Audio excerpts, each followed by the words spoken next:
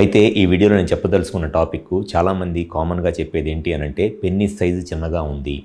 So అంగం size చిన్నగా ఉండటం వల్ల ఫ్యూచర్లో సెక్షువల్గా ఏదైనా ప్రాబ్లమ్స్ వస్తాయా అనేది చాలామంది మగవాళ్ళలో ఉండే ఒక కామన్ డౌటో లేకపోతే కామన్ అపోహో ఏంటి అనంటే ఈ మైక్రో పెన్నిస్ అంటే పెన్నిస్ సైజు చాలా చిన్నగా ఉంది కాబట్టి రేపు సెక్షువల్గా ఏదైనా ప్రాబ్లం వచ్చిద్దా అనేది. సో ఎప్పుడైనా సరే పెన్నిస్ సైజ్ అనేది సెక్షువల్గా మినిమమ్ అంటే ఎరెక్షన్ వచ్చినప్పుడు penis size minimum 7 to 8 centimetres కన్నా ఎక్కువ ఉంటే ఆల్మోస్ట్ సెక్షువల్గా వాళ్ళకి ఎటువంటి ఇబ్బంది రాదు. కానీ చాలామందిలో ఈ 7 to 8 సెంటీమీటర్స్ కాదు, మినిమం 9 సెంటీమీటర్స్ అనేది పెన్నిస్ సైజు చాలా కామన్గా ఉండే సైజ్ అన్నమాట. సో ఎవరిలో అయితే పెన్నిస్ సైజు మినిమం ఎరెక్షన్ వచ్చినప్పుడు 7 to 8 సెంటీమీటర్స్ ఉంటుందో అటువంటి వాళ్ళకి సెక్షువల్గా ఎటువంటి ఇబ్బంది రాదు. సో ఈ సైజు 7 to 8 సెంటీమీటర్స్ అనేది ఎరెక్షన్ వచ్చినప్పుడు అంటే పెన్నిస్ స్టిఫ్ అయినప్పుడు ఉండాల్సిన మినిమం సైజ్ అన్నమాట.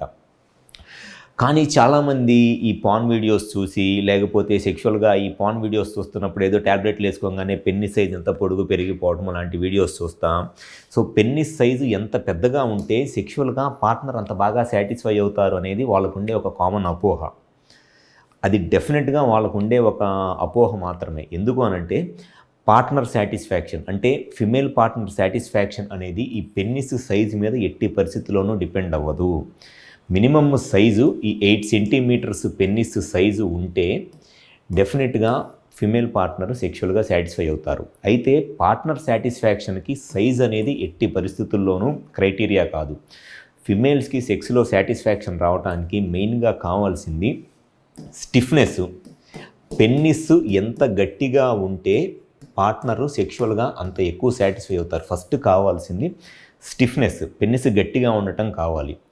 నెక్స్ట్ వచ్చేసి సెక్స్ ఎంతసేపు చేస్తున్నారు. సో ఆ sexual time, inter course time అనేది చాలా ముఖ్యము. మినిమమ్ ఒక 4 to 5 మినిట్స్ సెక్స్ చేస్తే వాళ్ళు ఫిమేల్స్ అనేవాళ్ళు సెక్స్లో సాటిస్ఫై అవుతారు.